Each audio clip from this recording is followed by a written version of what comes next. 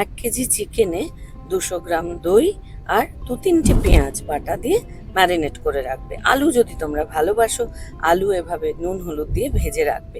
আদা কুচি করে রাখবে এবং মশলার ক্ষেত্রে আমি এখানে ব্যবহার করি মেথি। মেথির সঙ্গে সর্ষের তেলটা দিই। সর্ষের তেলের সঙ্গে এই যে আমার নিজের বানানো আমের আচার এবং আচারের তেল রেডি করে রাখি। তেল গরম হলে মেথি, কাঁচা লঙ্কা এবং 2টো আমের টুকরো দিয়ে দেবে। সুন্দর গন্ধ বেরোলে ম্যারিনেটেড চিকেনটা দিয়ে দেবে এবং চিকেনের দেওয়ার সঙ্গে সঙ্গেই নুন, হলুদ, আমি একটু ধনে গুঁড়ো দিই এবং রঙের জন্য তোমরা ইচ্ছে করলে লঙ্কার গুঁড়ো দিতে পারো। দিয়ে পুরো বিষয়টা চাপা দিয়ে দেবে। চাপা দিতে শুরু করলেই স্বাভাবিকভাবেই আস্তে আস্তে সেদ্ধ হতে শুরু করবে।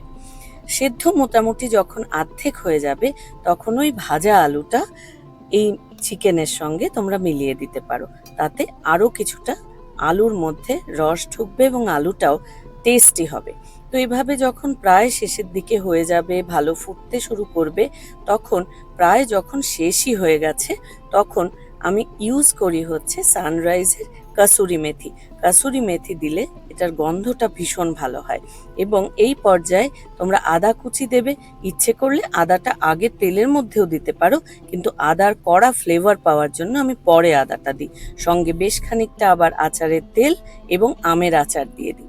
এই রান্নাটা খেতে কিন্তু ভীষণ সুন্দর হয় এবং এই রান্নাটার নাম আমার মেয়ে দিয়েছে আচারি চিকেন।